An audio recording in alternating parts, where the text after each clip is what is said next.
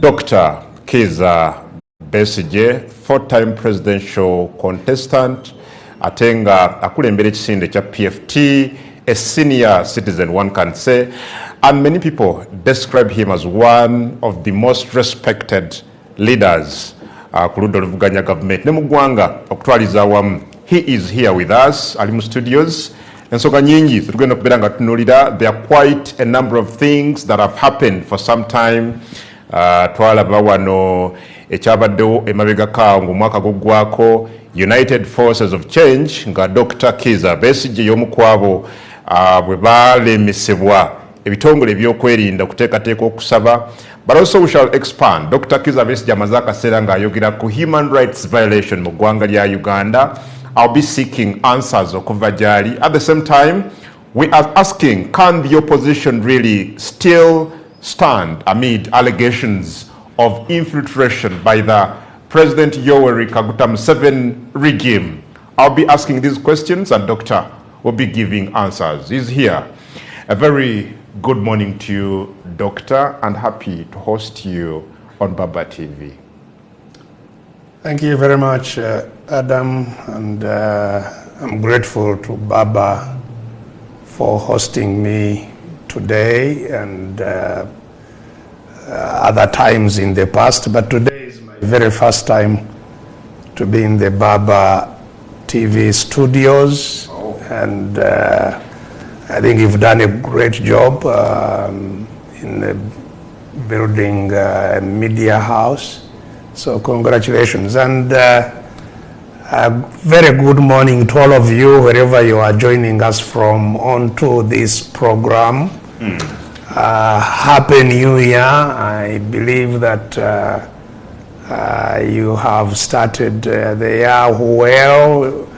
Last year has been a very difficult year, and even early this year we've still continued to have a lot of challenges, terrible accidents on the roads, and many people dying. So my sympathies go to all those families that are going through hard times of one type or another, and we pray that this year will be a better year. Inshallah. Well, Doctor, ntandike na describing antya kubanga you've been all over. Yes, you remain a strong FDC member. Ne okulembeddeko bobaddeko mu bisinde ebyenjawulo for GC, PFT, now I hear United Forces of Change. What is the best way of describing you in that regard? Ekiri constant mu bulamu bwange kwe kunoonya obwenkanya n'eddembe lya kweyagalira mu nsi yange erijjuvu. That's what has preoccupied me for the greatest part of my adult life, seeking justice and freedom and rights to be a completely active and a citizen that enjoys the full range of my rights,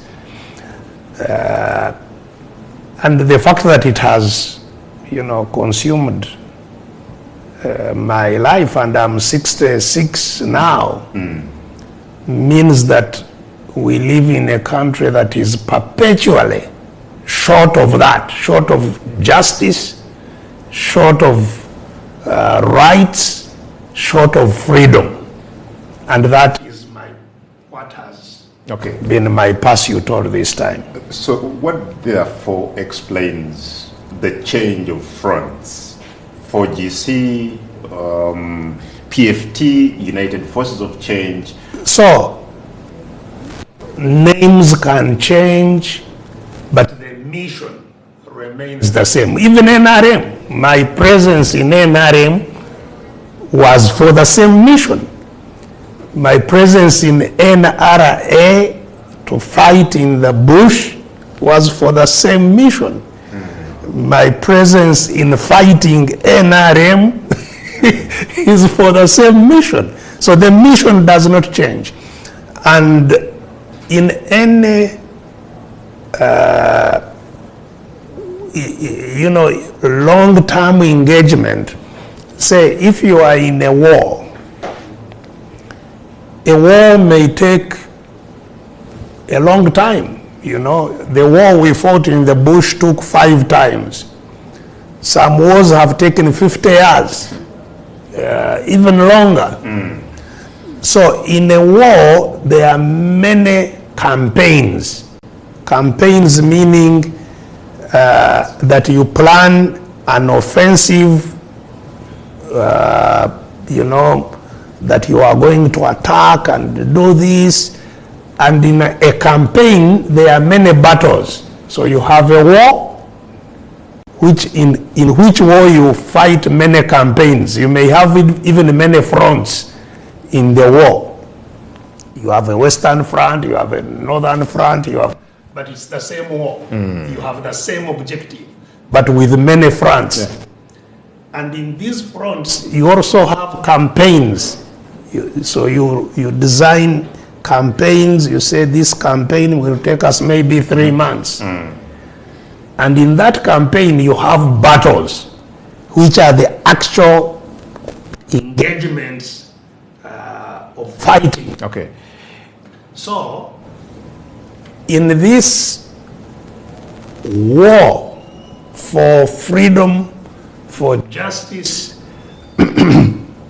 the war for rights, for a full range of citizen rights, there have been many campaigns and there have been many battles. And these may have different names. Okay. A campaign may have different, you may know, an example when UPDF was fighting Kony. You may know that there were different operations. They would say this is Operation Iron Fist. This is Operation Lightning Thunder. Lightning Thunder. These are different operations, maybe different campaigns, okay, but with the same objective. Okay, yes, the objective here, Doctor, ya kulwanirira dembe, freedom, justice, and others.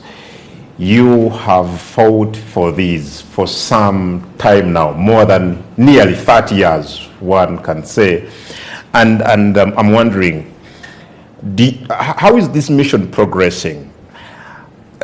Because there are some people who think that you're really doing literally the same thing, the same thing. First of all, at different times. First of all, as a person, I want to enjoy those things that we are fighting for.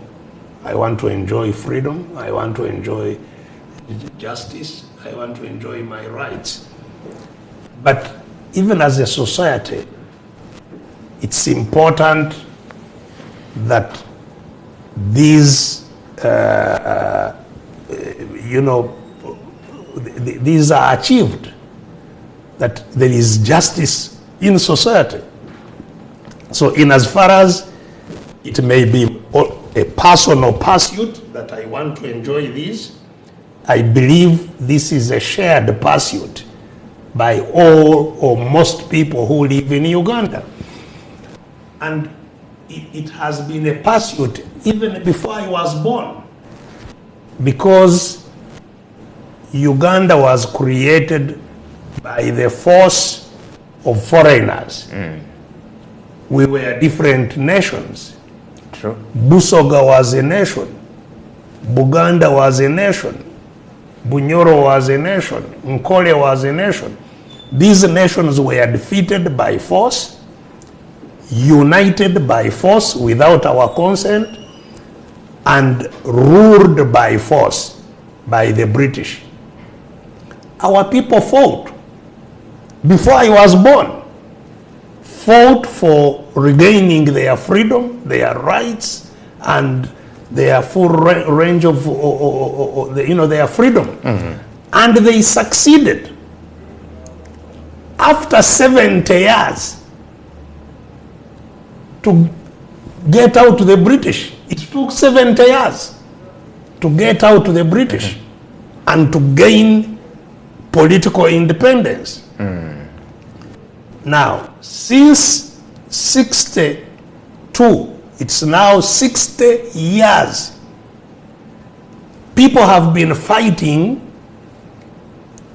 to achieve those, now not from the foreigners, but from the forces that the foreigners left behind.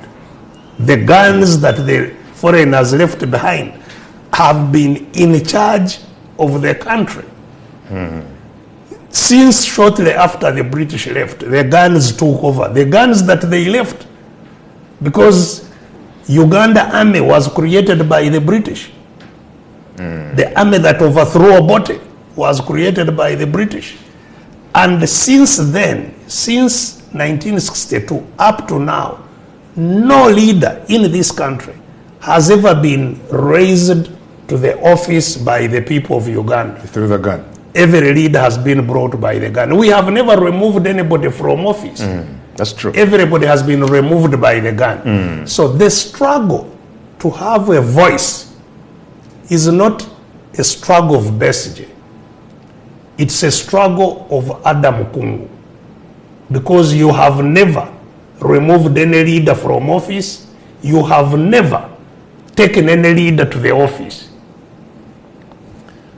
And therefore, if you indeed have citizen conscience, it must be your own struggle. So this is a collective struggle. And that's why I quite often, feel frustrated when people ask you, Besigye, you have failed. What are you doing? As if it's a personal, as if the one asking me has no duty, has no responsibility to do what they would want me to do, or what we are trying to do. Everybody, So it is everybody's it's a collective responsibility, absolutely. Okay, interesting, Doctor. Therefore, what are some of the impediments, things that have failed the change Ugandans so much need for the last, over 60 years? Yes. That have prevented Ugandans from attaining this freedom. And please, those of you who are on this program, hear this carefully. Whenever a small group of people holds very many people captive, whenever they control, few people have control over very many people and control their wealth, those people, regardless of what situation you are in, whether in Uganda, whether in any other country, whether it's by foreigners, whether it's by locals, as long as few people have preponderant power over others, they use 4 main tools. The first one is to use terror, fear, to cause fear in the minds of Kutia. Someone is telling me we are using a lot of English, so I request that we balance. Kizibu nnyo kukozesa ennimi bbiri mu program yemu kubanga abamu. We have different audiences. I know, but bw'oyogera Lungereza lwoka abatalutegeera baswitching off. Bw'oyogera Luganda lwoka abatategeera Luganda oba Lusoga baswitching off.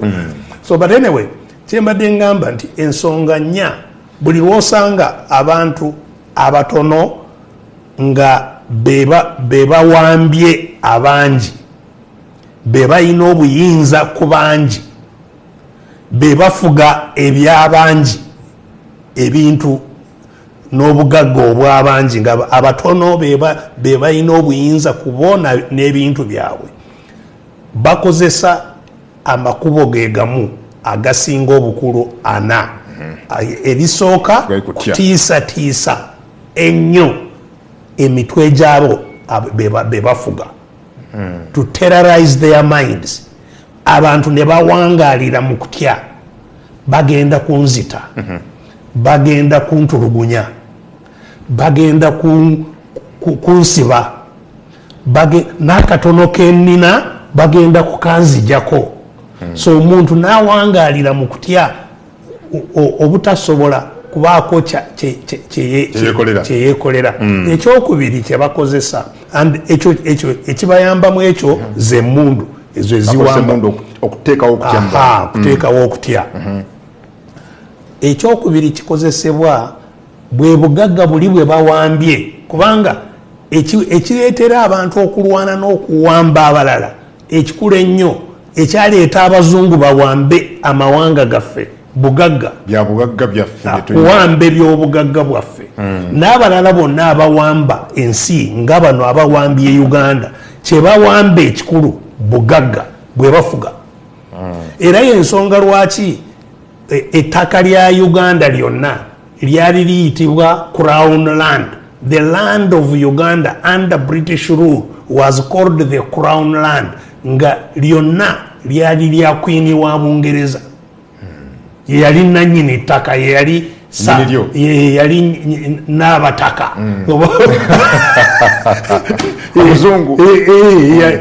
All land belonged to the Crown. Era ebyapa ebyaliwo byali byapa nga Queen yakuwa ku ttaka lye.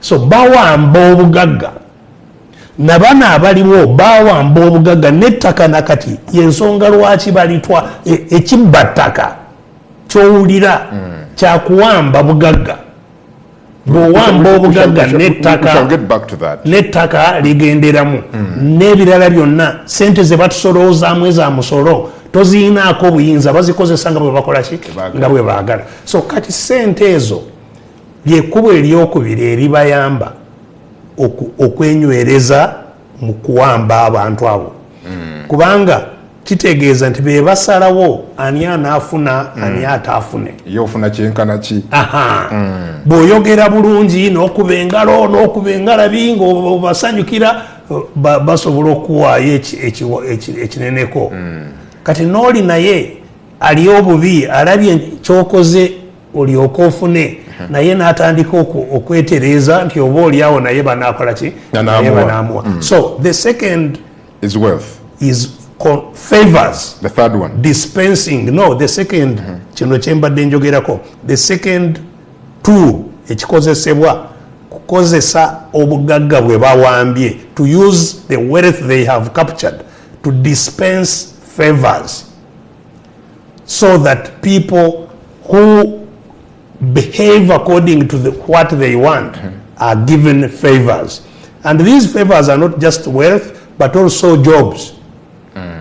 Nti bano bolaba nga bakuwa bwa RDC bakuwa bwa minister bakuwa obwa ambassador bakuwa obwa crime preventer be basalawani afuna omulimu. And that's why mu mbeera ey'obuwambe tosobola kusanga nti ojja kufuna omulimu kusinziira ku busobozi bwo okubanga omanyi omulimu ogwo kisinziira ku loyalty joina. Ekyokusatu kwefuga ebyempuliziganya n'okukozesa pokopoko empuliziganya ne pokopoko control of media and propaganda. Yensonga lwaki nga nze kati sisobola kugenda ku malediyo eyo mu district nentuula ku programu nga gye tuliko nemalako programu eyo up country wano mu kibuga tebafaayo nywera wetwogerera kubanga bamanyi nti nabo mu kibuga bayina sources endala nyingi basobola okugeza namamulire n'ekirala tebaagala ekifaananyi ekyo kiveeyo nnyo wano mu kibuga era mulimu ab'ebweru we batadde amaaso amangi okulaba biki ebigenda mu maaso. So for PR purposes n'okuba nti tekikosa nnyo wano tusobola okujja ne twogera naye erediyo endala ezeesudde ndowooza era mubadde mukiraba nga batusika mu marediyo tebakukkiriza okukuba olukuŋŋaana oyogere eri abantu ndowooza mwakiraba wano nga tugenda kumala omwaka bwe twategeka okusaba obusabi kati nkutegeeza ekkubo eryokusatu lino erikozesebwa obutakkiriza abalina amaloboozi agaawukana agaabwe okufuluma gatuuke eri abantu controlling media and bo nga beboogera kati bo ne beekubira obulango n'obudingidi bwe baagala kati nga bye bafulumya ate nga balina abantu bayitirivu ababakubira obulango obwo bintu bibiri okusooka kwerungiya kwesiigako akalangi akalungi bakiyita kwesigawo kazigo naye nga babikirira ekivundu kye bali so bayina kubanga bino nga byetubadde twogerako ekibbataka kubba sente kukola ki ng'ebyo babibikirirako n'akazigo ako ye propaganda n'ekyo so propaganda erimu bibiri okusooka kwerungiya naye ekyokulala kwonoona abo abalina amaloboozi agalwanirira obwenkanya n'ogoonoona so propaganda erimu emirundi egyo ebiri era nakyo tujja kusobola okwongera kukigaziya ekyokuna ekikozesebwa era ekisembayo mu bikulu ebikozesebwa kwe kwawulayawula mu bawambe dividing the oppressed, the captives, and causing confrontations and conflict among them. Divide and rule. Ye principle abazungu nabo gye balekawo nti bano bowambye obaawulayawulamu onoonya ki ekibatematemamu n'okubakoonaganya baleme kubanga amaaso gaabwe gonna bagatadde ku ggwe abatadde mu buwambe naye n'osanga nga beetunuuliragana bokka balowooza nti ono kyekizibu noono alowooza nti ono kyekizibu ate nga bombi abatadde mu buwambe y'omu. Webale nnyo Dr. Kizza Besigye ku Baba TV. Tunywa ku mazzi katono Dr. muwumuzeemu bwe tukomawo we look more at these and more issues. Tovaawo tujja.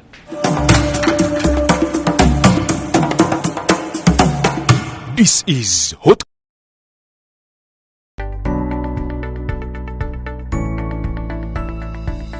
Enoni Baba TV obusoga bulayire.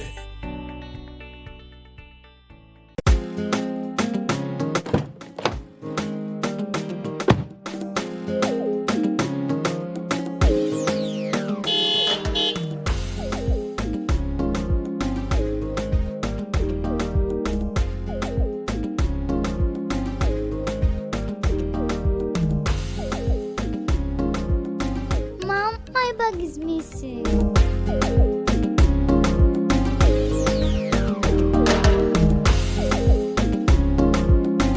My bag is empty. But I packed some snacks in her bag. Can you see that guy? Hey kid, I have more for you from Sam's. Sam's offers you a wide range of snacks. Sam's, taste the difference.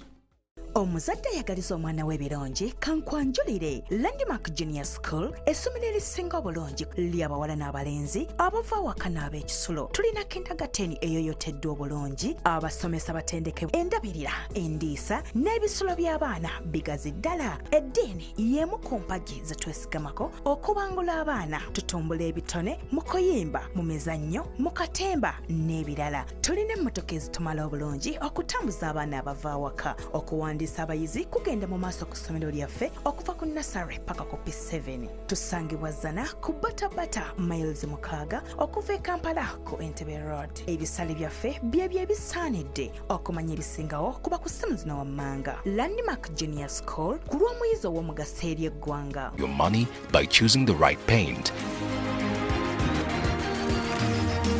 With Global Paints, you don't just paint, but paint for generations to come. Make Global Paints a paint of choice and make your building a paradise. We have weather coat emulsion, undercoat emulsion, silk vinyl emulsion, flat emulsion, super gloss, and high gloss. Global Paint, a reliable product. Olina kasenteko oyagala kulattako ofuneko weezimbira Julex otunda nyumba gye weezimbira oba oyagala kugula eweddewo n'okutawuka Julex ekyapa kyo wakifuna oyagala kukikyusa kidde mu mannya go Julex buli luguudo lwewayagala oluyingira Kampala bano balinako ettaka Julex bamufuna mpola tuwonye bano batunda n'ettaka ku kibanja mpola Julex namwe be babbako ettaka nga byakulemerera oyagala n'akulwanira Julex balinde ettaka mu Kampala wonna munnange yangu ofuneko weezimbira Ulex Property Consultants Limited tusangibwa Nansana ku Jenina State oba tukubire ku namba z'essimu zino wammanga 07524611 oba 0788461112 yangu ofune ekyomulembe Julex. Abaana bato beetaaga endi ennungi okulabirirwa ennyo kituufu ku East African Academy e Kawempe.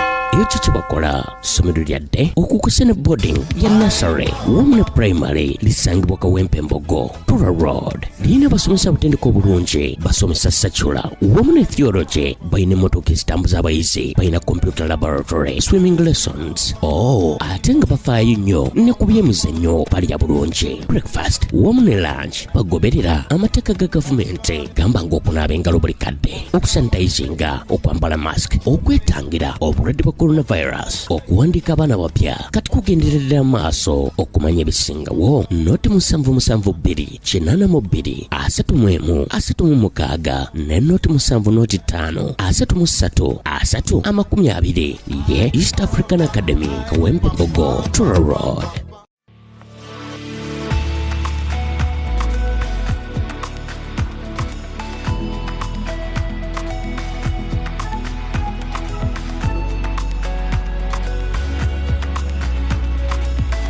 Enoni Baba TV Obusoga Bulaire.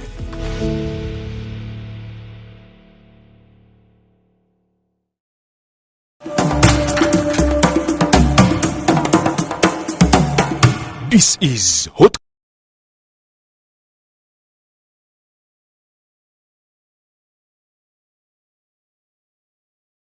Right. Welcome back. Adam Kungu, Giganga Hot Car Part 9, Gangamuka. Dr. Kiza Besigye, an elder, a senior citizen, Chibina cha FDC, four-time presidential contestant. Gwe tuli naye nga tukuba torch mu nsonga nga bw'ozuula. Njagala kwebaza abatukobera ku mikutu gyaffe egy'enjawulo, abali ku Facebook, abali ku Twitter, abali ku YouTube n'ewalala.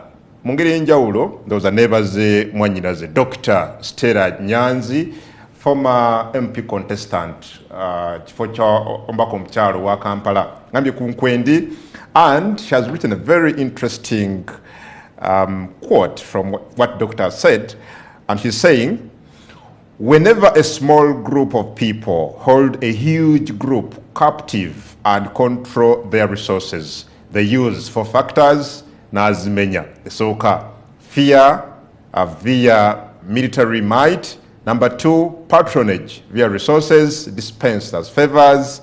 Number 3, propaganda and media control. Number 4, dividing and ruling captives. Naga webali kusomesa Doctor.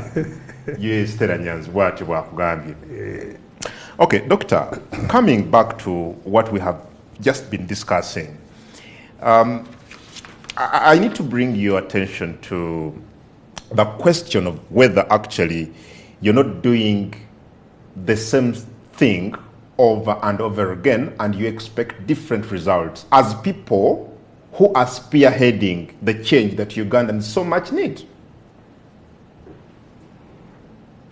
Where and what is that same thing? Well, from where you stand. Yes, we've seen you, for example, as we started, you are always coming up with, different pressure groups for GC, PFT. You're always leading, demonstrations in town. You're always, preaching against the misrule and stuff like that. And so many years down the road, the results you so much need, the freedoms, are not achieved. The change of power, the stop to the gun rule, you're saying, is not realized. Are you not doing similar things over and over again, expecting different results? Well,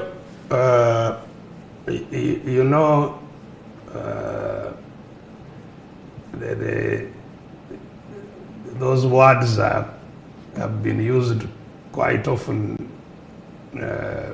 lately, become like some kind of a mantra, doing the same things, expecting different results. But in reality, in life, we largely do the same things, and get different results. So this mantra is not entirely correct. For many years, you go to school, and that is all you do.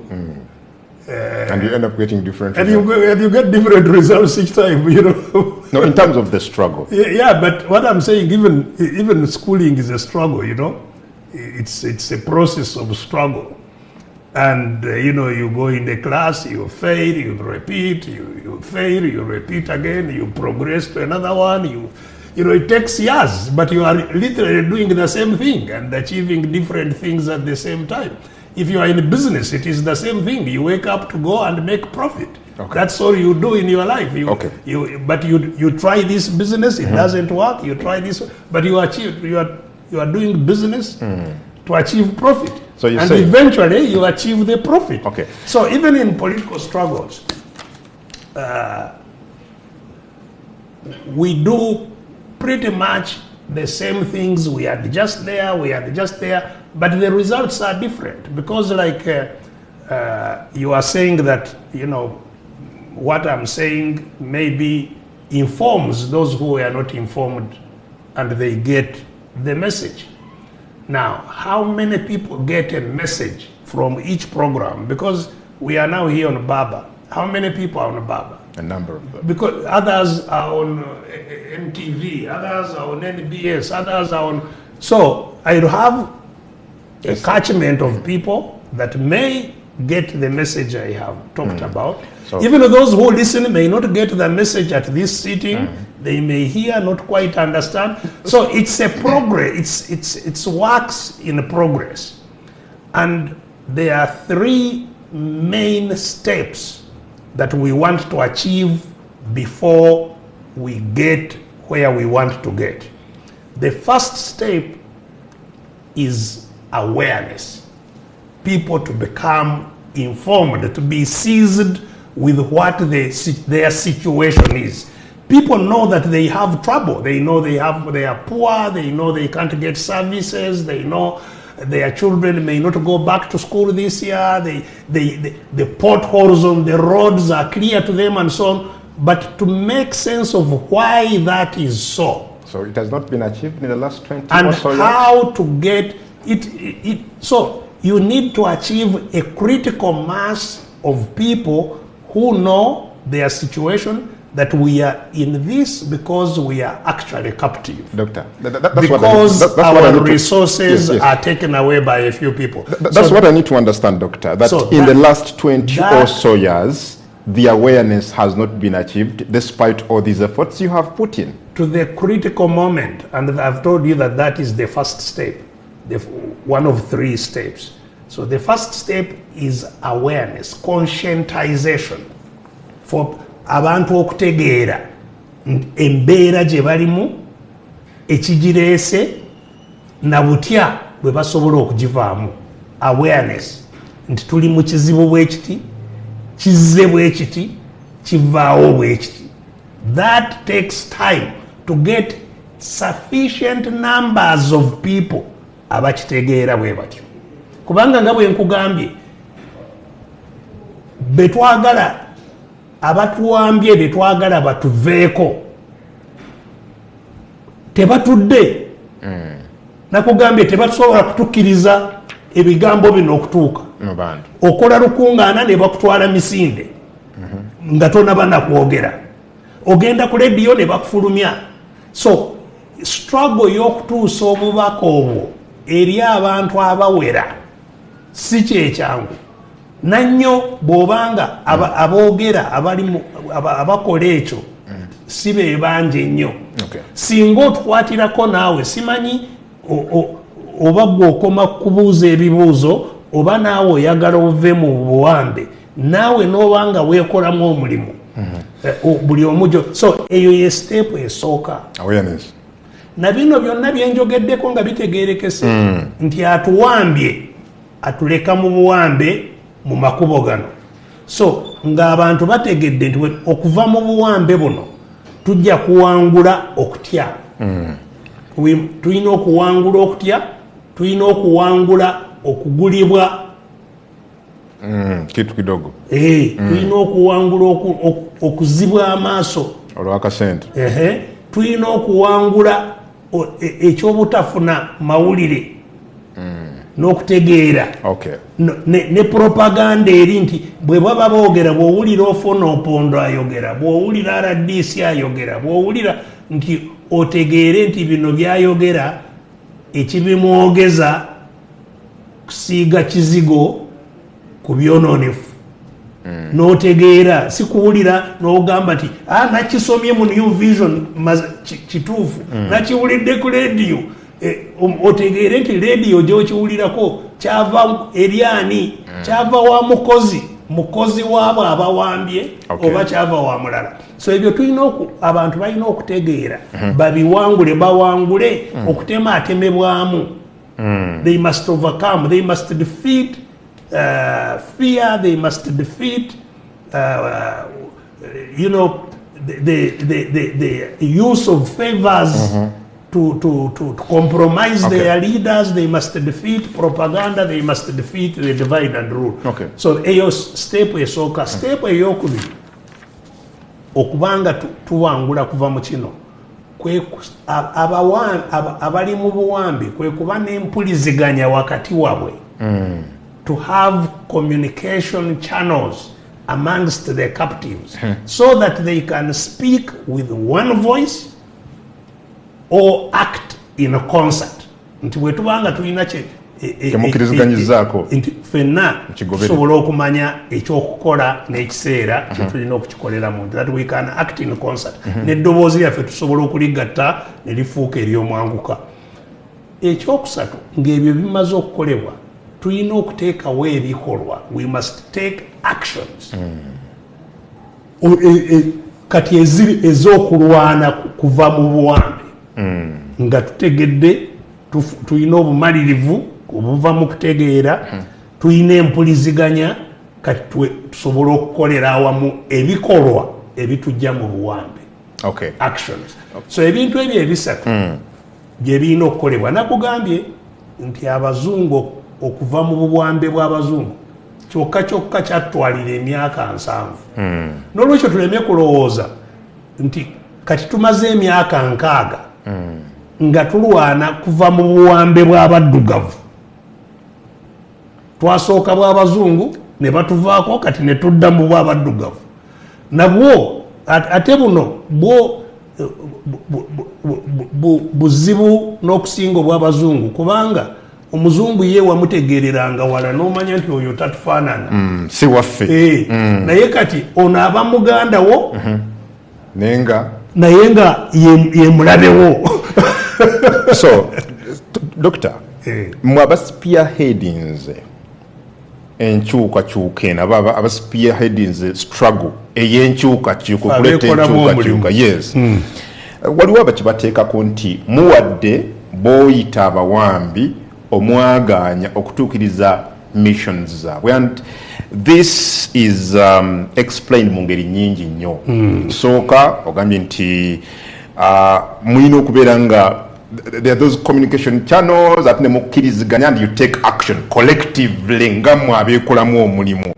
There are people who think you have really not done that.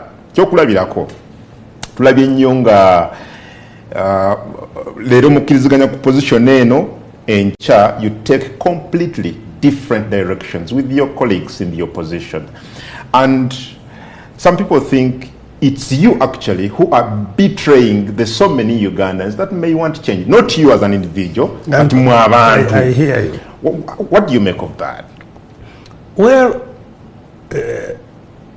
definitely correct that, and that's why it's called the struggle. You see, if there was no counterforce, because whatever we are trying to do, there is a huge effort on the other side trying to undo it. That's why it's called the struggle. It's a fight. It's a war. It's a war. We are at war. We may not be using guns. Of course, those we are fighting with use guns. We may not be using guns, but there is an active war going on. Which you have allowed to. A war for liberation, a liberation war. And I've told you those 4 tools that are used against us, they are effective. Don't think that the Muzungu spent 70 years without his tools being effective. Those tools are effective. People fear. To overcome fear takes time. People in poverty and deprivation are vulnerable to kitu kidogo, being bribed with favors. And especially the target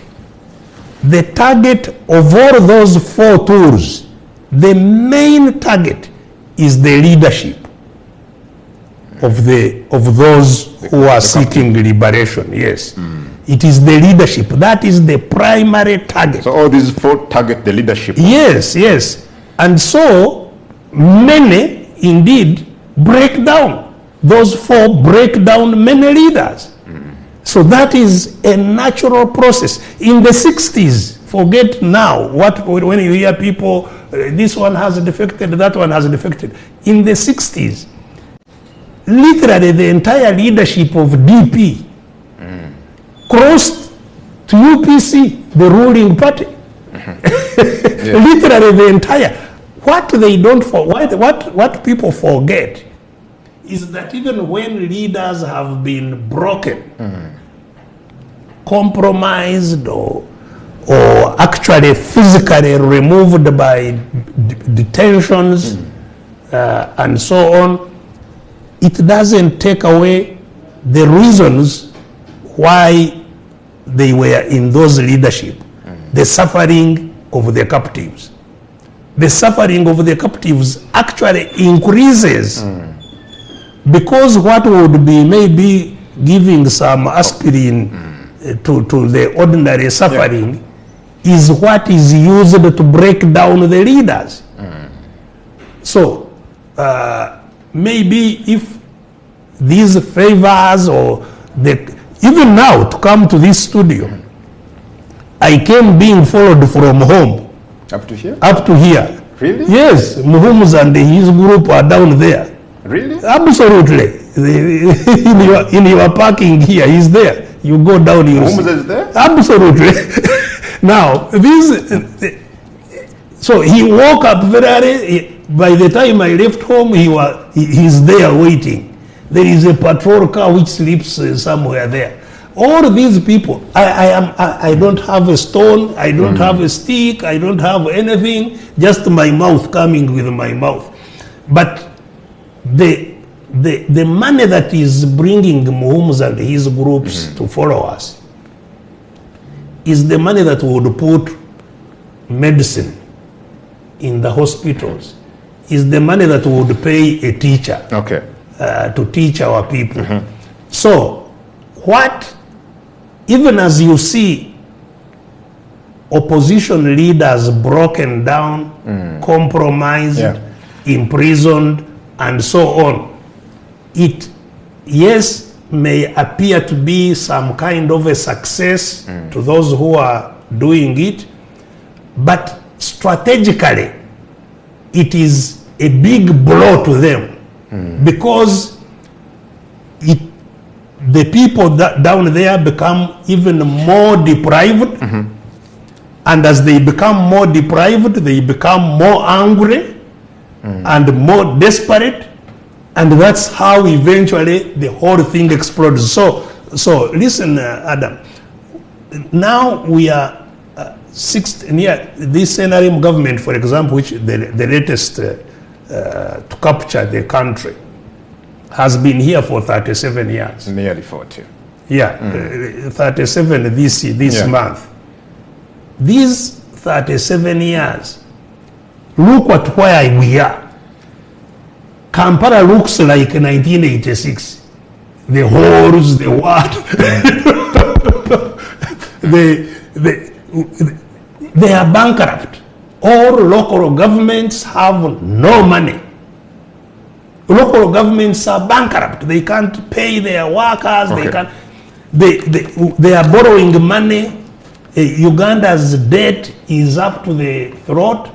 They are now borrowing from money lenders, just like any desperate Ugandan does. So it means that although they may have succeeded in breaking down some opposition leaders, and by the way, others keep on coming. You take away these, others come. But for you, so strategically, eventually, that's why their end is for sure.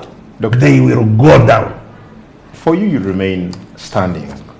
A number of, by the grace of God. Yes, a number of your colleagues have actually, one can say, either abandoned you or abandoned the struggle they were in the first place a part of. And I've seen a number of them, Twalaba, Manyamushega, Kategaya, abandoning you, Nabida, Nagai Sempala, the other day, Twalaba, Nabugwao, Joyce, rather Sebugwao, Joyce, Kat Minister.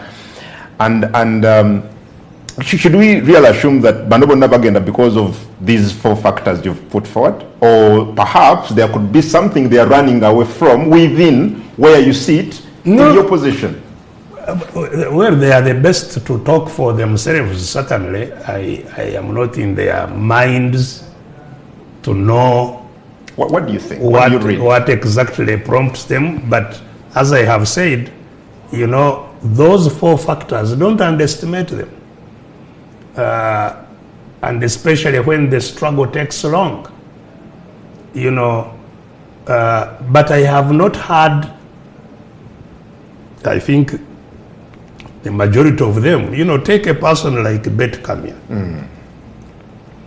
who was very active in writing and talking, and what she said about NRM. You invite her and interrogate her about what has changed.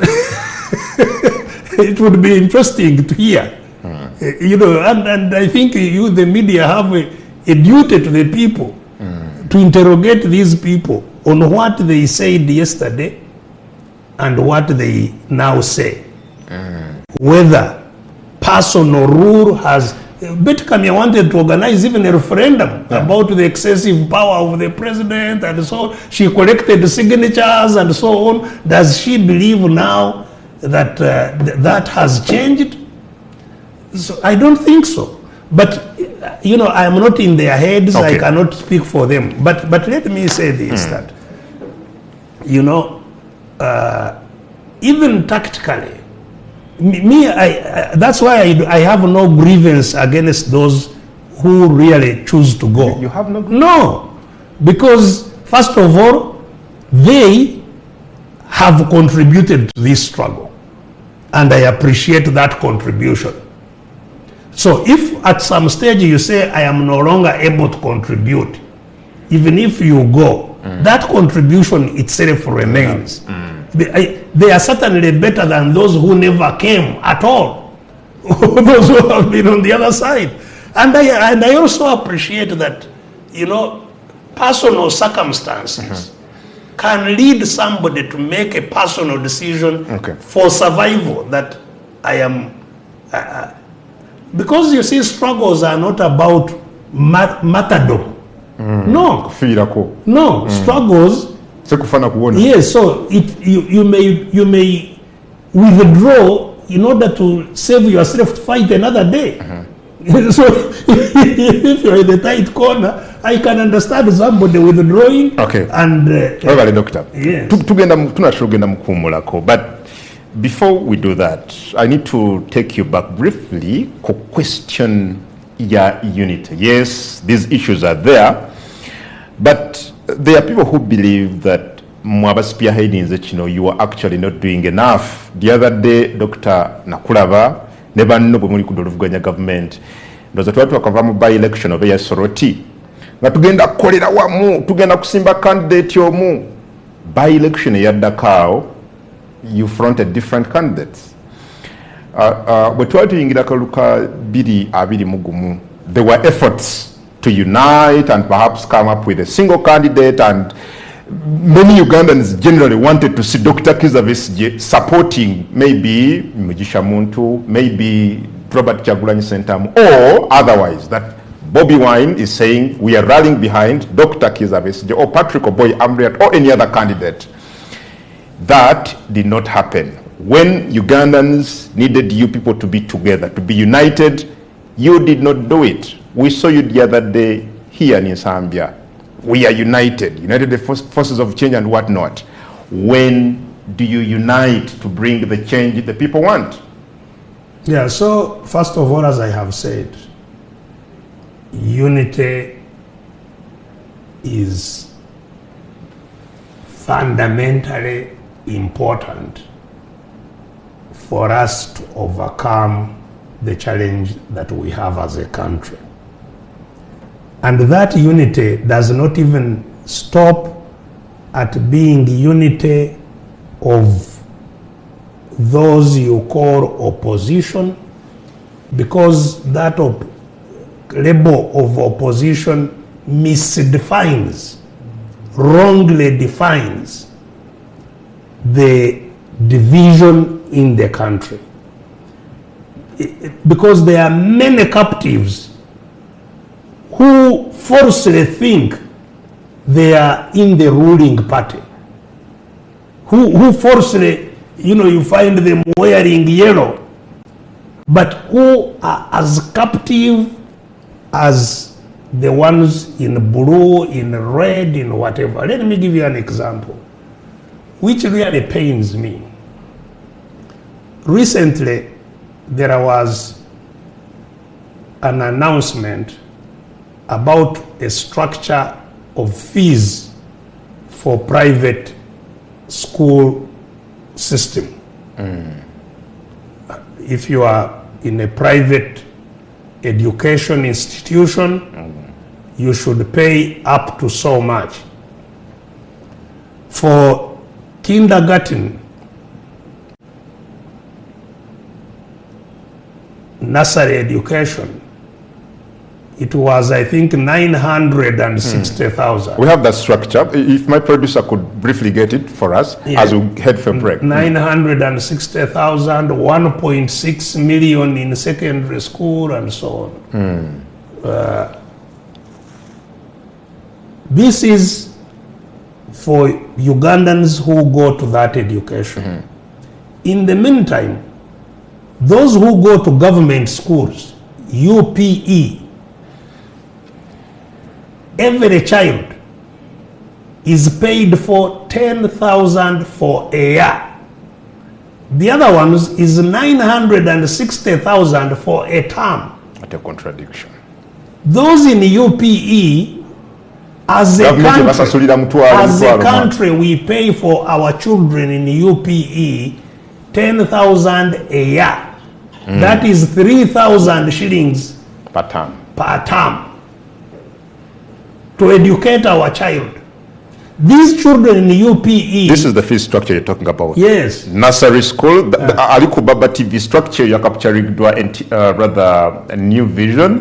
Ekulaganti nursery, one nursery, Jakubasula, Emitwaro, Nkaga Mwenda, Owadde primary, Nkaga Mwetano, boarding primary, million Mwetwala, Bidimwebidi, Nebirala.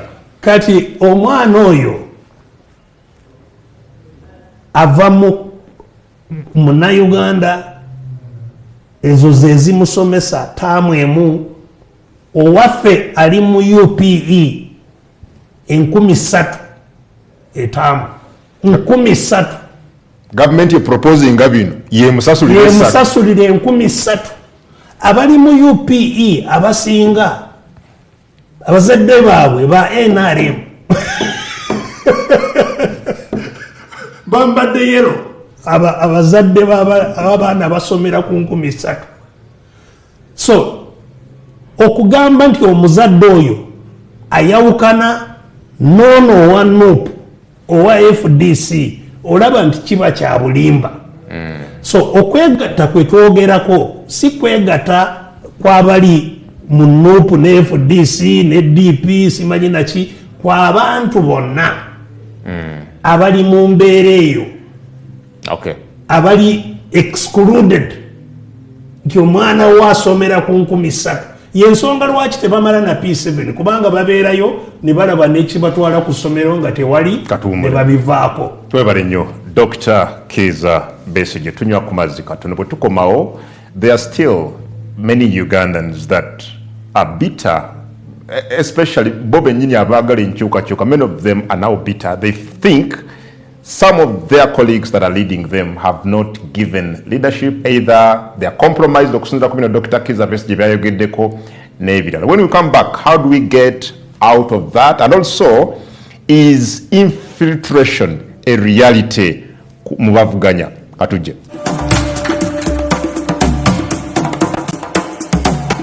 This is Hot.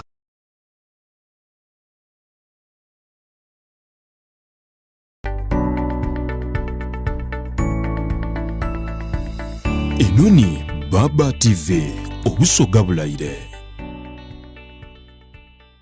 Nile Plastics eikolera eryaganibwa mu Idinda Njeru Town. Tulina ebyuma eby'omulembe ebyeyambisibwa okufulumya ebintu eby'omumaka bino nga biri ku mutindo gw'ensi yona yona. Ebintu byaife bya plastic bikozesebwa kwambako mu kugonza obulamu n'okuba nga bweyagaza eri abantu boona wano mu Iwanga ne Kulia olw'omutindo n'emboneka ey'endawulo omuli eby'omu ifumbiro Nkani Restaurant eby'abaana mu saizi dona doyenda kuno nga tutaku n'okukola obutebe n'emmeeza okubonesa ekifo kyo nga kya first class ate bwe kituuka ku tanka dhaife d'amaadi bino ezira wandi wida kudagana ate nga difulumira mu saizi dona dakolebwa okuba nga dabuwangazi anti dirina emibiri egiwerera irala ena okuwangalira mu mbeera yonna ey'obuyire. Okumanya ebisingawo twaganibwa mu Njeru Town oba tukubire ku isimu lino noti 753 mwenda 2 noti 22 ndala ni ku email gmsugarplastic@gmail.com. gemagana n'aba Nile Plastics okufuna ebintu eby'omulembe.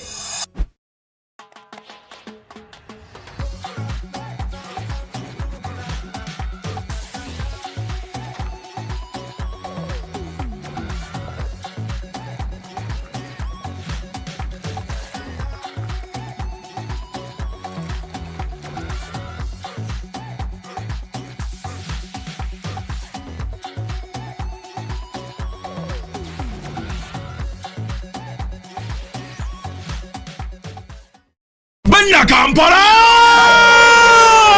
Please welcome the first ever Spice concert, the beautiful Spice Voice campus speaker, international award winner of the Spice Cambody, Nabuta Jejo! Oh! Spice Diana live in concert. I will go cricket off from the Kumulasa to January. It's the place to be! okuyingira shinge emitwalo 2 zete emitwalo 5 ate meza emiliyoni 2 abayimbi bannamikwano gya Spice Diana bagenda muwerekerako ku olwo era Spice Diana ayimbe buli luyimba lwonna 14 January Summer Gardens Mukono nga 15 Twanza Africa Jinja 2 January Mityana 20 Tulimbalala University nga 2 January Luwero mu kisaawe wonna kisinza omutwalo gomo eno mundu ya ndongo mujje tuwambe cricket ovu obuwala buteke bumodo obulina nyasi obuwala obusula ku mizigo nga bugiyita mizigo propartments biwagidwa Latomel Source Management your true music partner Rockers Recruitment Services DMAC Buganda Kombucha Climax Papa's Sport Yovra TVS 91.3 Capital FM Beat Fama Jude Color Solutions Everywhere you go MTN Nebitegekebwa Mukaya Events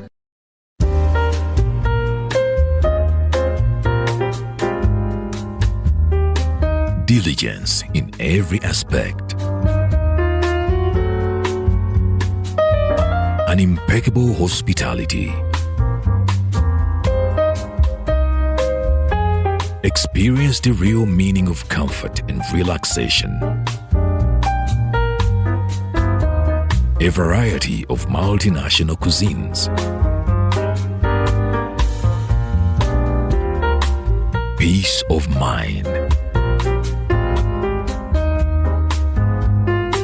The right spot to take your business to a higher level.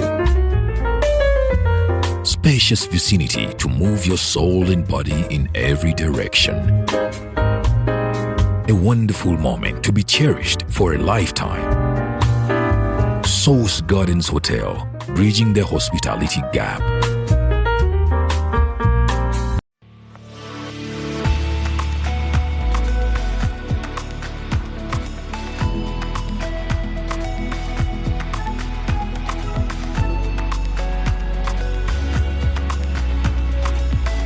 Enoni Baba TV obusoga bulaire.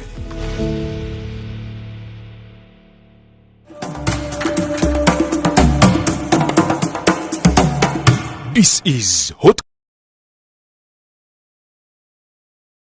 Cup at 8 Gangamuka ku Baba TV nze Adam Kungu program yeyo tuli ku social media platforms za Fezona Baba TV Uganda ku Twitter Baba Television Uganda ku Facebook ku YouTube Baba TV Uganda onza nokusindikira obubaka ku personal number yange 07556 02505 07556 Eza nogenda ku personal handle yange @Adam Kungu ku Twitter operengo otegatako buterevu nnyo kyalina senior leader a senior citizen Dr. Kiza Besige an elder tufuna endowooza ye ku nsonga ez'enjawulo ezigenda maaso mu ggwanga and trust me I'll be able to sample some of your comments later on in the show abatadde obubaka ku Twitter ne ku Facebook wamu n'abo abanaaba basindise message. Doctor,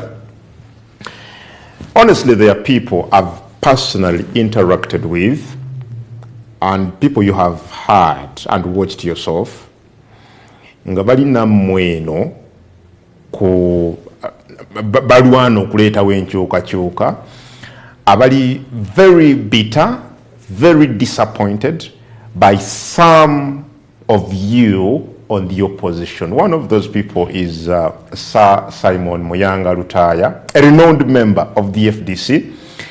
He was on this very show and he said, eno gye tuli mu opposition teri baagala nkyukakyuka abali eno bakozi ba ssente, very dishonest people that have betrayed the cause ey'abana Uganda, bannanfuusi abawedde emirimu. When you hear such, what comes in your mind? Well, that is certainly a frustrated person. And I think he's frustrated by what he sees. And he has a point, you think? He has a point, but I think clearly out of context, because as I have told you, there is absolutely no doubt that the strategy of those who hold this country hostage is to deprive the captured population leadership. That is their strategy. And I've told you they employ those 4 tools to do so.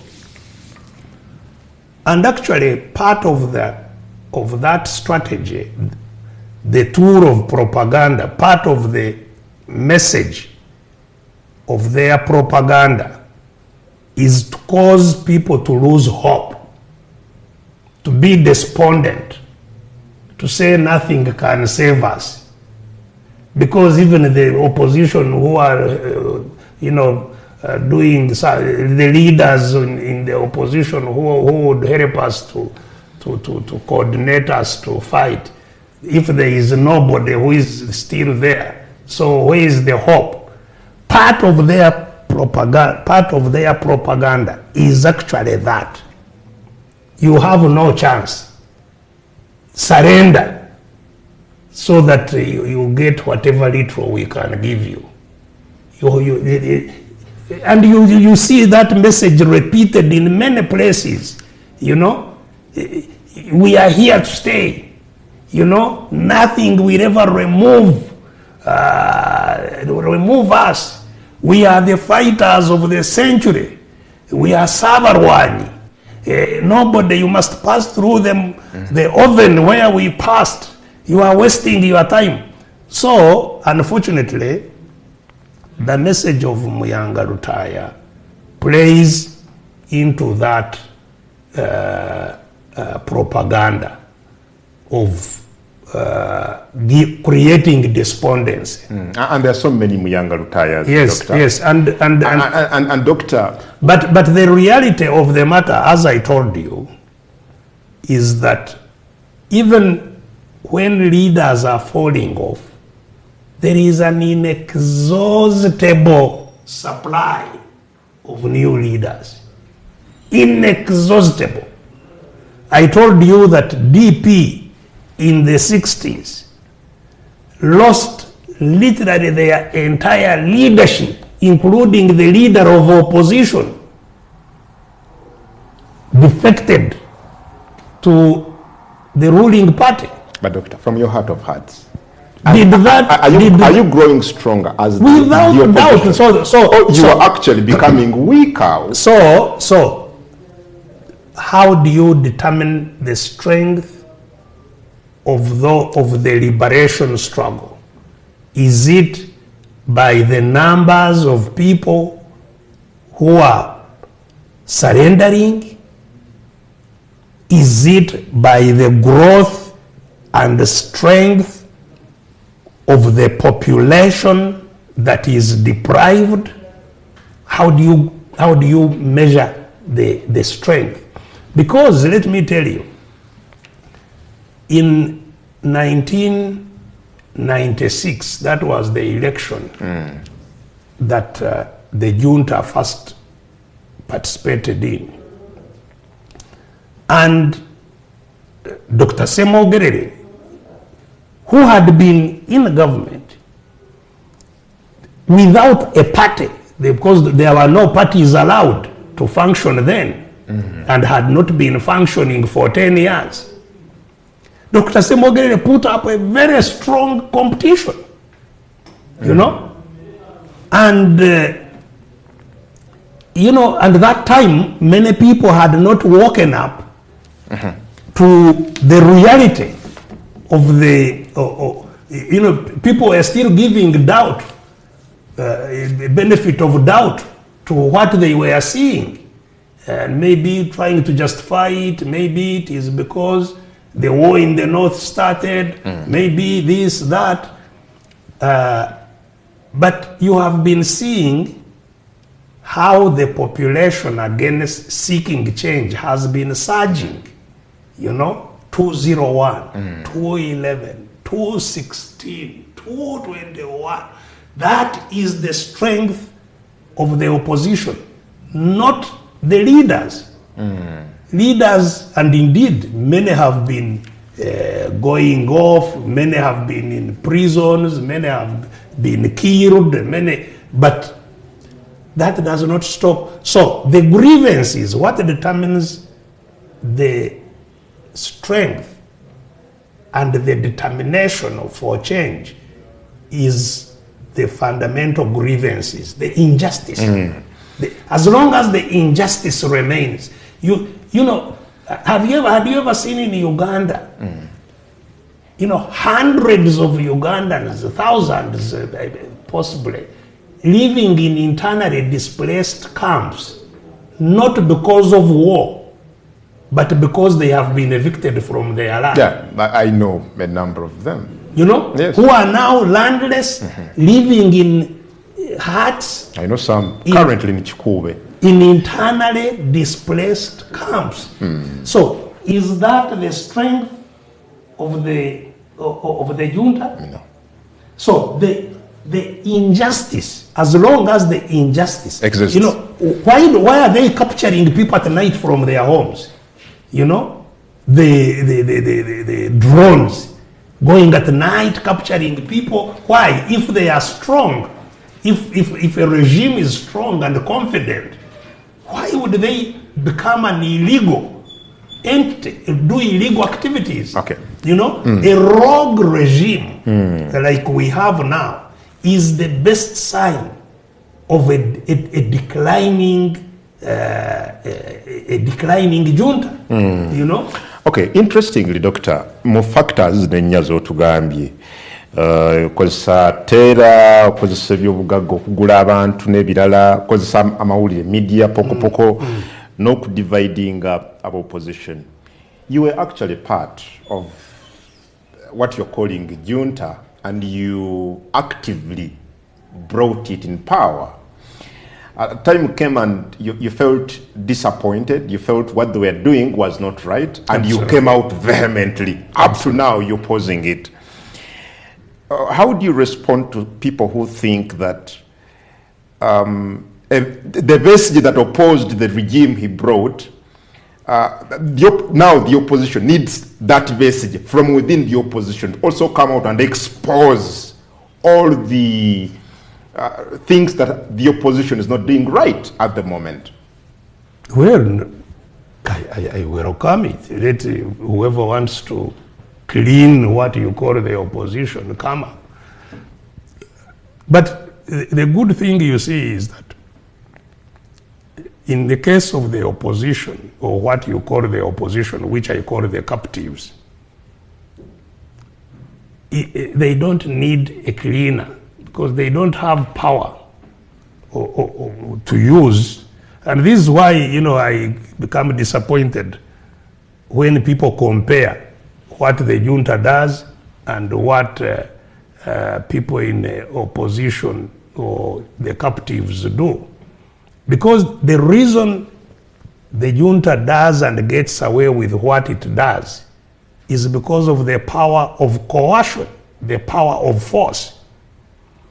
People who are, you know, in the captives have no force unless they ally with those who have force. Like now Mao has allied with those who have force, and they have chased those who don't support him out of the DP headquarters. So unless you do that, otherwise, you know, if... Because, Doctor, the argument here is, are these people actually in opposition honestly for the cause, or they are simply using it for negotiating a better deal? And Doctor, so, a second. And Doctor, for me, I will not blame those who say such characters should actually be either rebuked or exposed. Look at this. How do you take 10, 15 years pretending, telling the people, I am with you, I am leading you towards this, let us fight the regime, let us work together to defeat all the things that are not moving on well. And after all this time long, because you have negotiated perhaps a better deal, you dump what you've been saying to go for what you've negotiated for. Yes, you know, and I have told you that yes, you know, many people, for different reasons, choose to surrender. So what do we do about it? What do you do about it? No, you don't. You have nothing to do about it except to continue, with your fight. Even in military struggles, people surrender. When we were in the bush, many of our colleagues, in fact, even shortly before the change of the tide, some deserted, defected. I've been telling a story of how the UNLA, which we were fighting, would come with helicopters throwing papers, advising us to surrender like our friends, and naming our friends who had surrendered. Mweweyo ngagundi ngagundi ngagundi. So in all struggles, people surrender based on their own considerations. But what I have said to you is that it does not change the dynamics of the struggle in a fundamental way, as long as the drivers of the struggle remain, the injustices. As long as the injustices remain, you will continue having new leaders coming up and taking the struggle forward. Now, let me also maybe clarify this, that, part of the causing despondency, causing people to lose hope, is also to create an impression that everybody is working with those who hold us. I was going to come to that in the next segment. Yes. But I'll give you time, Doctor, on that in the next segment. But, Doctor, someone is following us here. Bamita Sekamwa Abdurrahman. Agamba, Lwaki Dr. Kizza Besigye ne banne balimba eggwanga mu mwaka guggwaako nti baali bagenze kusaba ensambya naye nga yali political gathering ne balimbalimba abantu. Greetings to him though. This one thinks you quoted mwabikirira a purely political event, and you made it appear like you're going for prayers. Even if it was political, what is wrong with it? Why should it be stopped? Even assuming it was a political, and we said this is a political gathering, we are meeting in Nsambya Hall, what crime is it? But we said very clearly that this is a prayer, end of year prayer. Certainly if there are political people there, it's a prayer by political people. But it's a prayer nonetheless, and we had invited people to pray. And if you want to change, if you want to say these people were telling lies, it was not a prayer, why not wait? And see. And say, but that is not a prayer. Maybe the way you went. So what was his name? Sekamwa. So Sekamwa, I believe you are thinking is apologetic to the criminals. You are like an apologist to the criminals. Because we have rights. Secondly, you have a right to associate with others, whether politically, whether to pray, whether to what. It's a right given to us by God. And we should not be apologetic to anybody who comes and interferes with our freedoms, with our rights. Well, security said waliwo terrorism threats, and also there are people who said that abantu abagenda okusaba bagenda balinya waggulu ku mmotoka naye bayita abantu mujje. Even if we did, but that was not the case, as you know. There was nobody who went mobilizing people mujje. We just went to Nsambya Hall and found the place locked. That is all. And this is all on camera. These are some of the pictures. Yes. And so this is Honorable Robert Chagulanyi Center. Yes. I don't know whether that was before or this after. is after. We are now coming, we are now going home. Oh. This was after. But going to Zambia, nobody was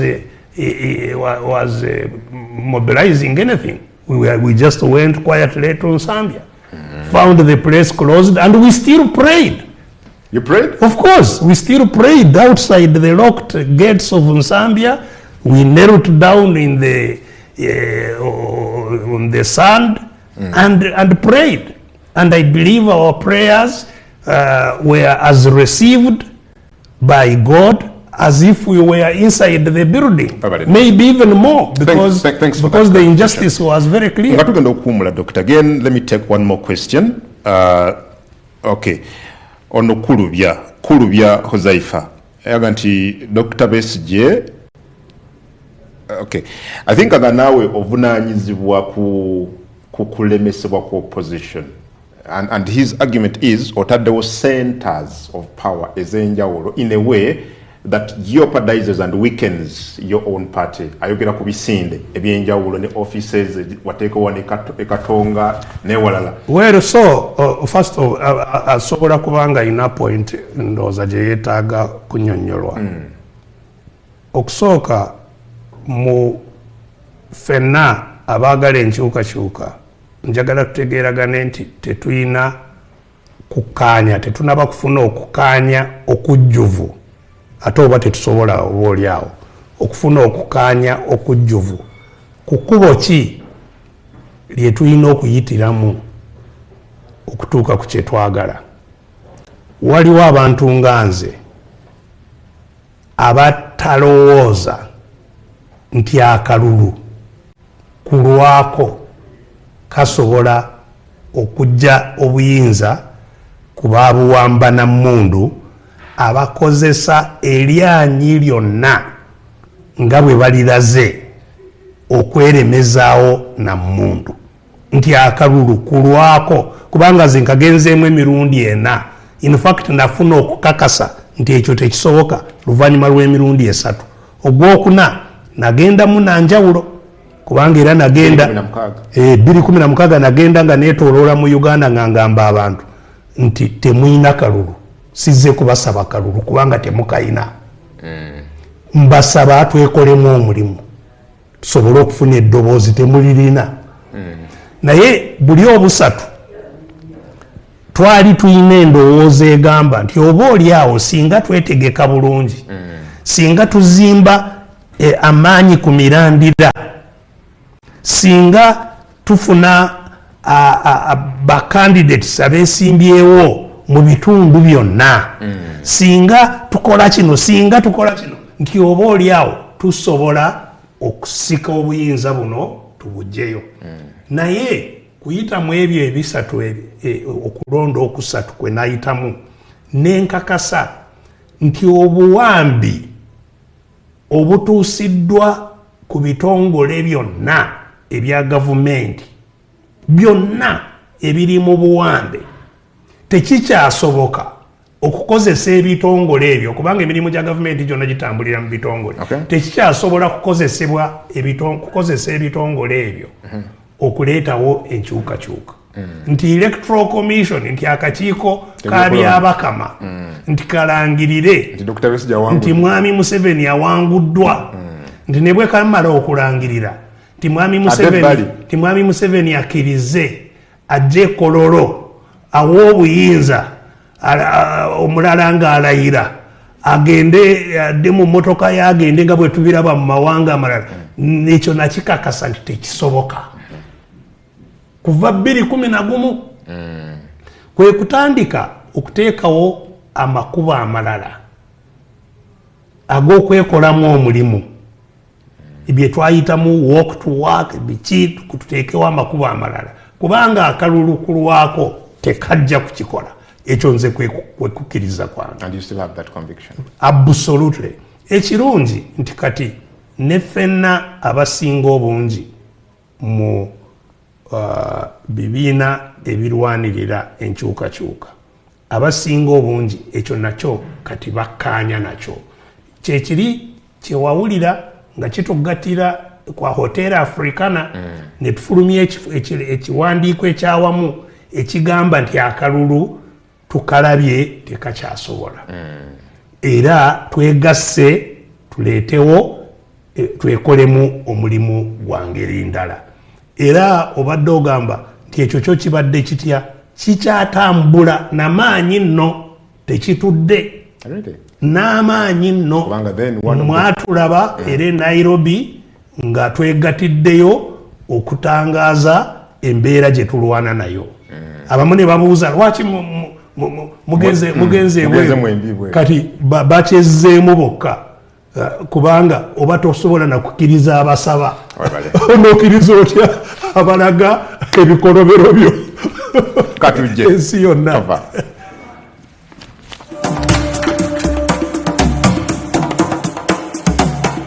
This is Hot.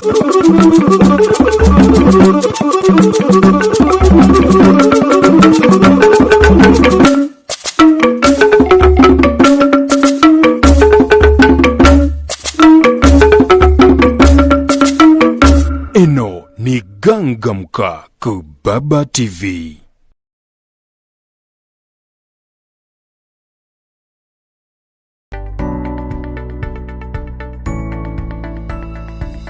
Eno ni Baba TV obusoga bulayire.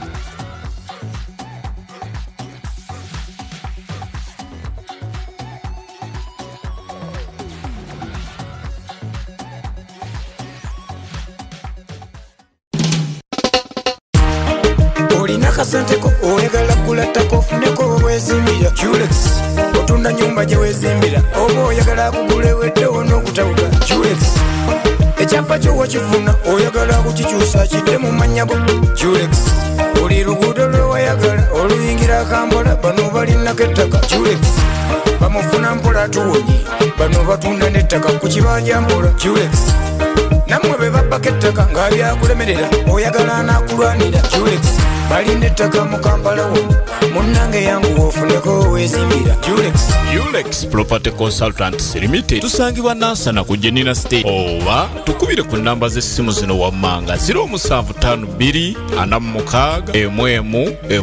oba 0788 yangu ofune ekyomulembe Julex.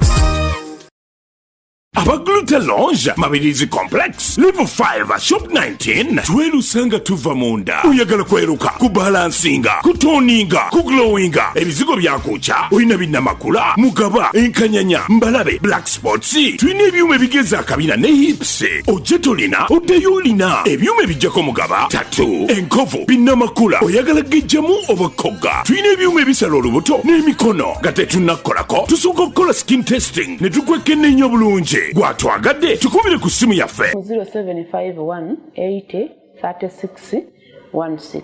Guta Lounge, your home of beauty.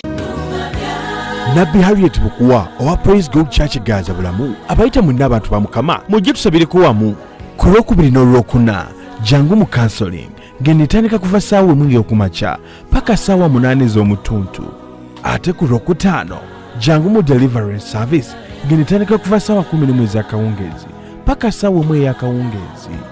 Sunday main service enetandika kuva ssaawa 4 ez'okumakya paka ssaawa 8 ez'omutuntu. Jangu olaba amaanyi ga Mukama Katonda, jangu osumululwe okumanya ebisingawo. Kubira nabbi ku noti 7 noti 4 937 noti 53 oba noti 789 noti 93 748 ye Nabbi Harriet Bukuwa owa Praise God Church Gaza bulamu.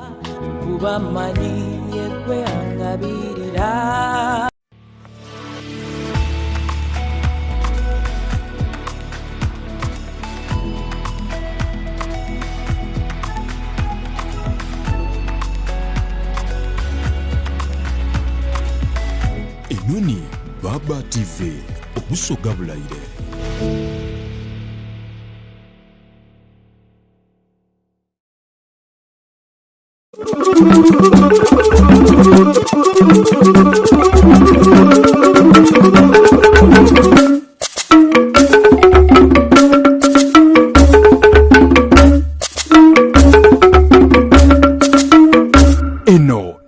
Gangamuka ku Baba TV.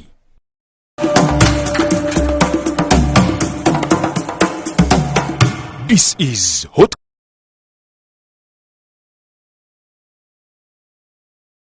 Welcome back, Adam Kungu. Gigange dakiika ebula 28 zokka okwera essaawa 5 ez'enkya olunaku olwaleero. Obaka buteeka ku 07556 02505 07556 02505 oba ku Twitter handle yaffe @BabaTV Uganda oba ku Facebook because we are streaming live Baba Television Uganda oba ku personal handle yange @Adam Kungu enda ija kubogira biriko ka blue tick goberera teko ekyobuuza kyotesa oba kyowabula. I'll be sampling some of those messages. Bako wa Parliament wa Nakaseke South Honorable Tamaguzi Semakula webale nnyo kubeera nga kwoli ndugu ogoberera bwoli nabo batulabire n'abalala mwenna abali ku mikutu gino. Okay, Dr. Besigye, if you would briefly respond ku mwami oli, but I think you've answered. I don't know whether you've concluded. Abadaga nti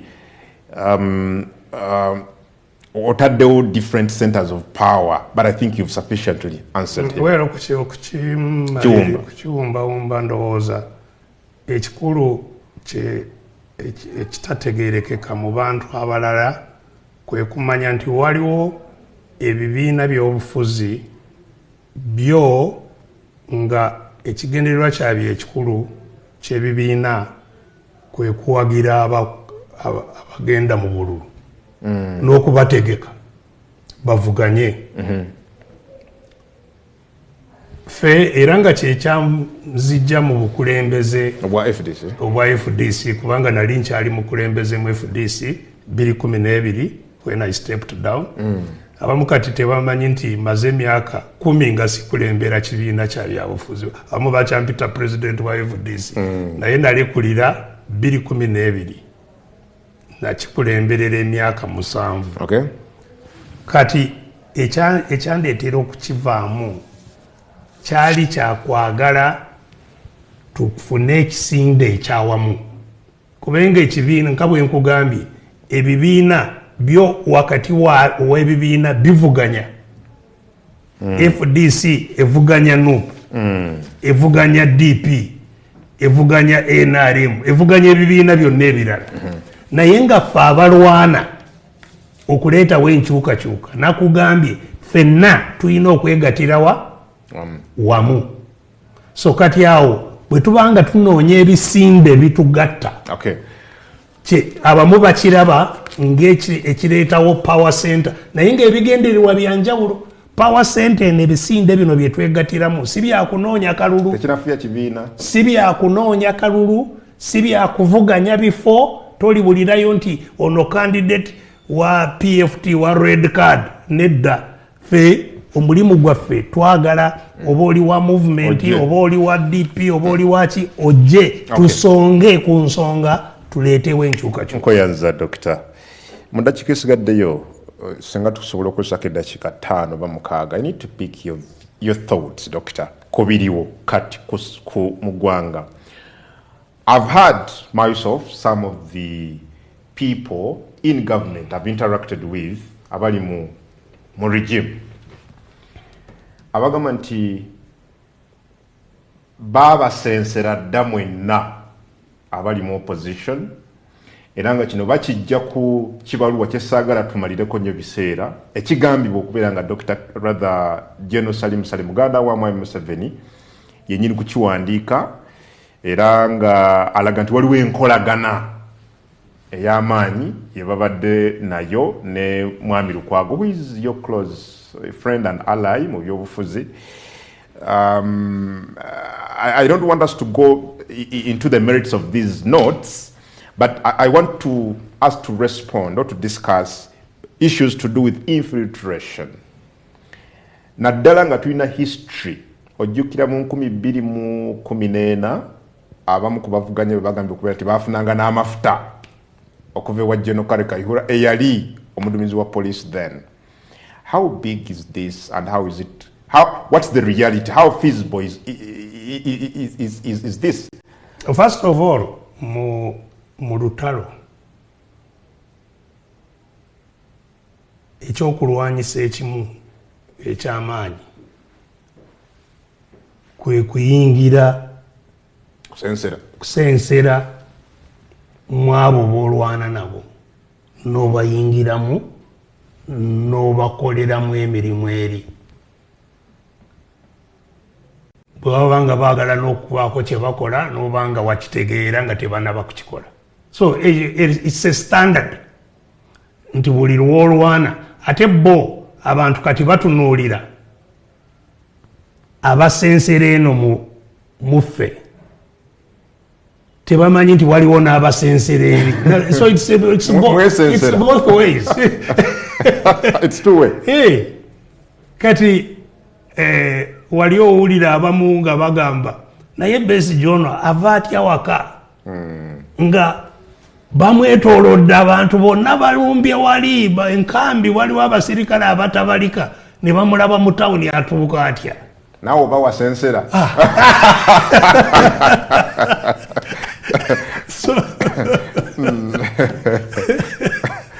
Sebu wetegule nga bukyali.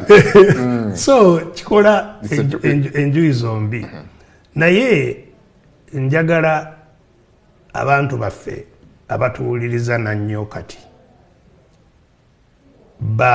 bamanye nti kiri kyenjogeddeko ekigenderera okumalamu abantu amaanyi. In other words, ne bwabanga tebalina gwe basensedde bateekawo baagala ekifaananyi kibe ekyo ekyokumanya abantu bonna tolina gwosobola kwesiga bonna ne gwoyogera naye so oyogera otidde oba ono njogera ne mukozi wa Museveni ate nga nina byenjagala kumuloopera. So baagala bateekewo embeera bwetyo nti buli omu atya abakulembeze baffe. Si bwe kiri naye nga nakyo nga bwe nkugambye nti kisoboka. Kati enjawulo yino era kikulu nnyo okuba okutunuulira abakulembeze nannyo n'okubaawulamu wa gye bagwa. Oba baakawuukuumi oba bali ku mulamwa. Okwawula kawuukuumi n'ali ku mulamwa ekipimo ekikulu kiri kimu bikolwa. Si bigambo zize ku baaba n'enjogera bino ebyo buli omu asobola kubyogera n'owakawuukuumi abyogera. Naye bwe tugamba nti enkya tugenda kusaba nsambya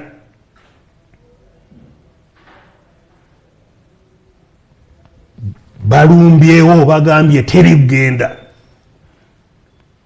tandika olabe ani asobola okujja, ani azze. Bwe tugamba nti enkya tulumba parliament, ani asonze? Ani atasonze? Abatasonze baba mu kabuukuumi. Si bonna. Omu asobola kuba mulwadde, omu asobola kuba nga afiiriddwa genze kuziika.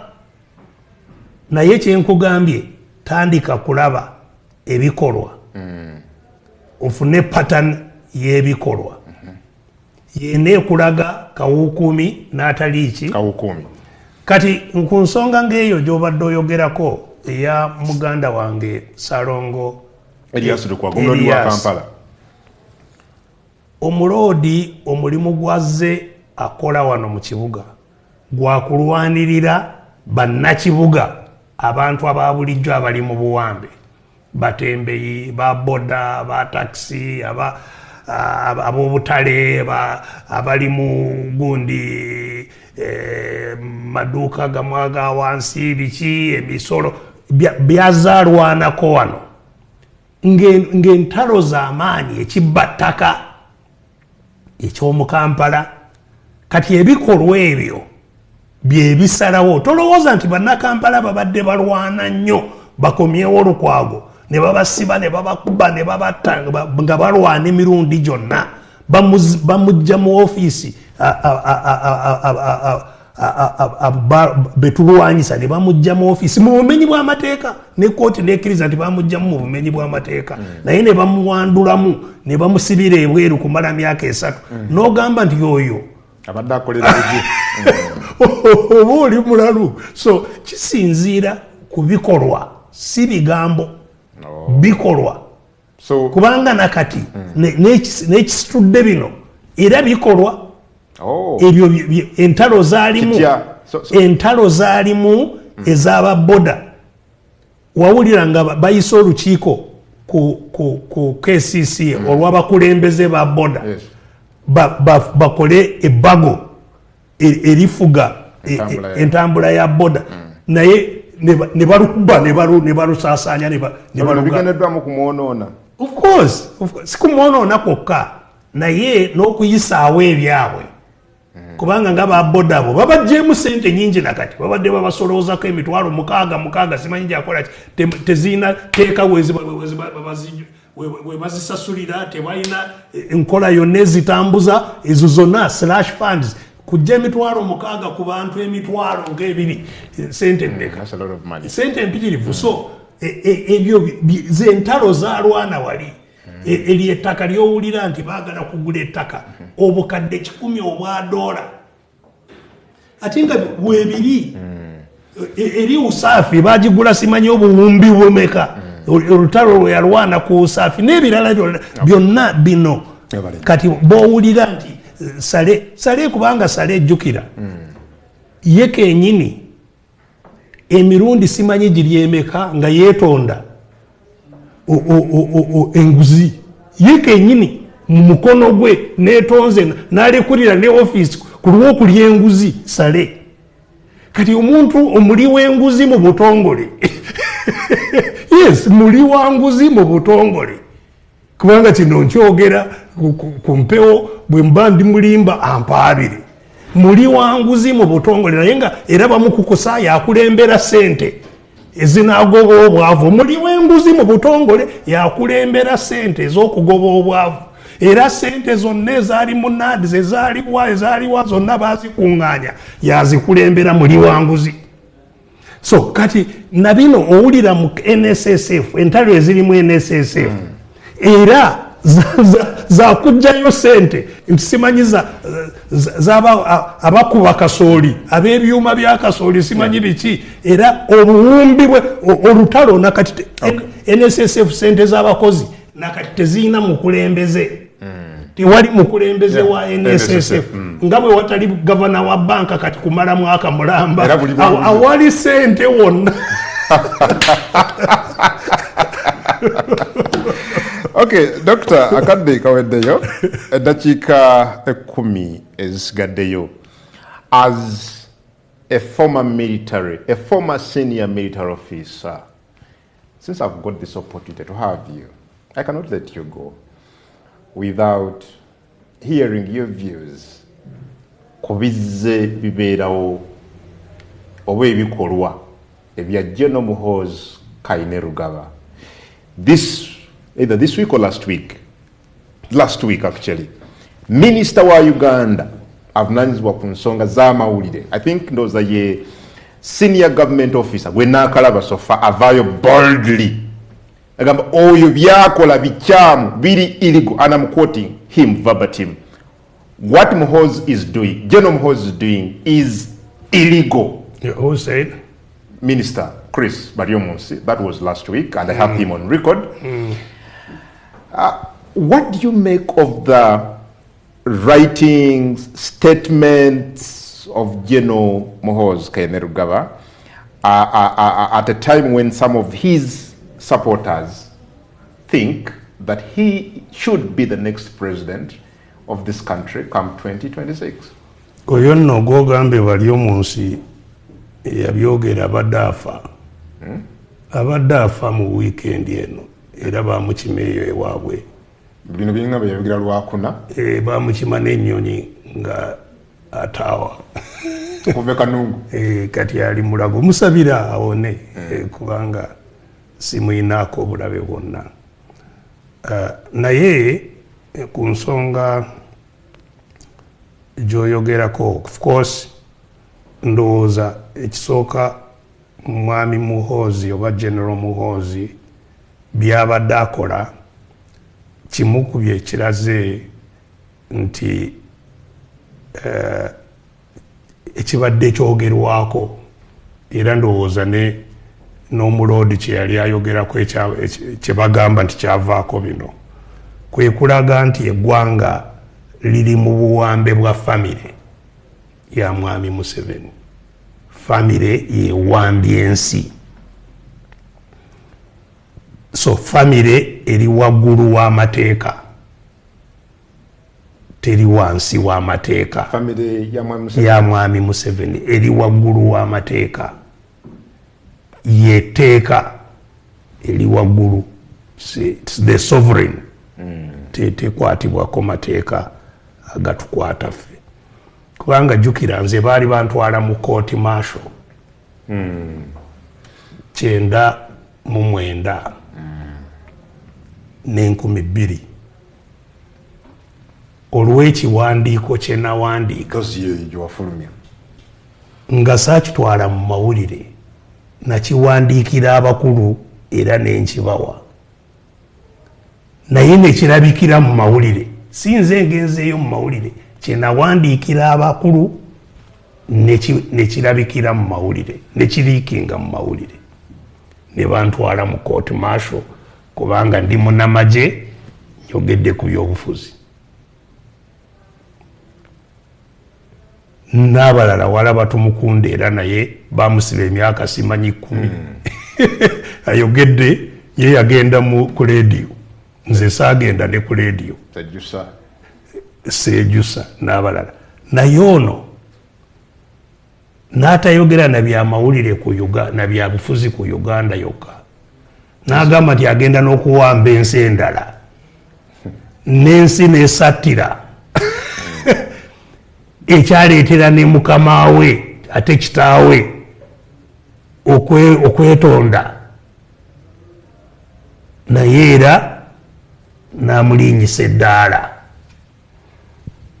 tagendanga mu kooti, tekyogerwanga nako.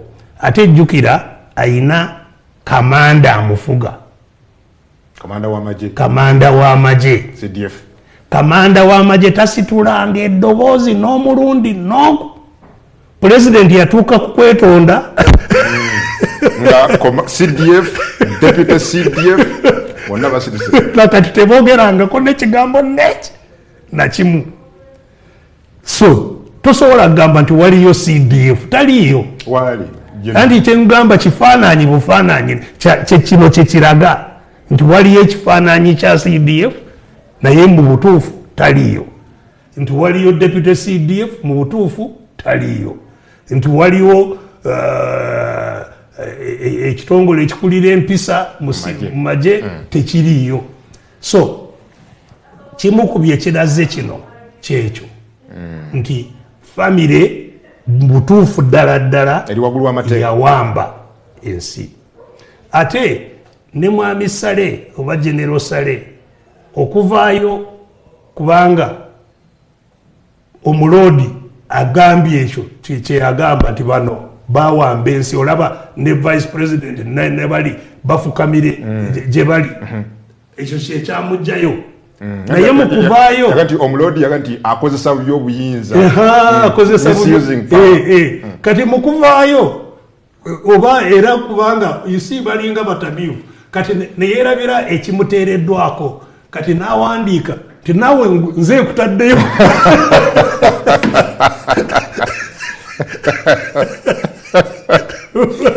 It's a contradiction. Naawe oli awo n'emaanyi gange, naawe nze kutaddeyo ng'akakasa akikozesa kukakasa kyoyogera kyekituufu. So naye ekireese General Muhoozi kati mu bino kiki nze ndowooza waliwo ensonga bbiri. Ekisooka abantu abamu mu bwakabaka bwa Museveni babutambuzizza nabo Saabagabe mu bwakabaka obukuŋŋaanyiza ebyobugagga bw'ensi yaffe bwonna abayina ebintu ebitabalika sente empitirivu na buli kimu ekiyitirivu bye babbye wano n'ebweru nawa. Kati kye nakubuulidde kiri nti gavumenti yennyini tekyayina kyekozesa abagirimu bagisinga sente abali mu gavumenti. Yo gavumenti ga gavumenti njavu era be bagiwola bw'owulira nga gavumenti egenze mu bamanerenda kubanga eri gye baziteeka ne zivaayo era bo bennyini be bamanerenda abalendinga gavumenti. So kati tutuuse ku mbeera nga Congo gye yalimu eya Mobutu. Mobutu yali ayina sente zisinga eza Congo era awo nga anaatera okugwa ye yali asasula emisaala gy'abasirikale ye nga Mobutu ng'awandiika ceeki esasula emisaala kubanga gavumenti yali teyina. So kati waliwo embeera eyeefaanaanyiriza eyo nti tulina abantu bangi abayina ebyobugagga biyitirivu naye abalaba ekintu nga kigenda kugwa. Ate balaba mwami Museveni n'emyaka gimugenzeeko n'embeera zimutabuseeko kati banoonya ekkubo eri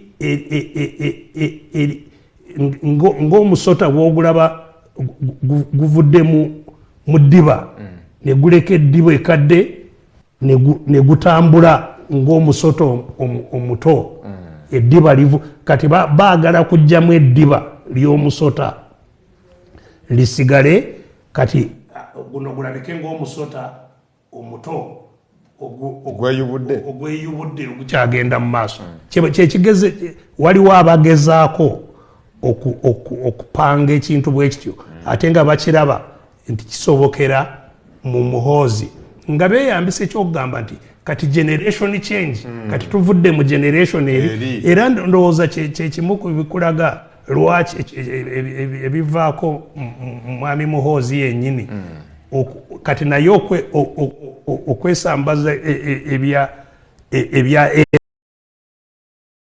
NRM ogamba nze siri wa NRM ne NRM eremeddwa in fact mbi so kigenderere of course so agezaako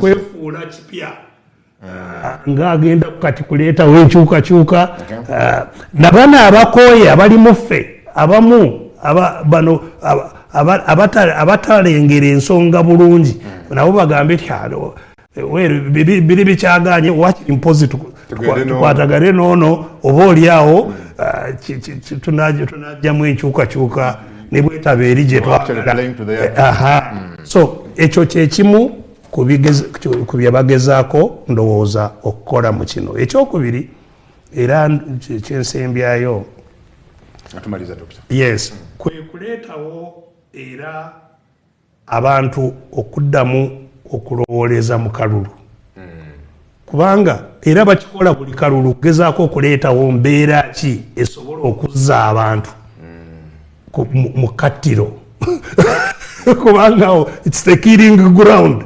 Kati balina okulaba kukola obukodyo bwonna obubaleeta wali mu kafo akatangaala we babakubira ne bamalamu ekigo.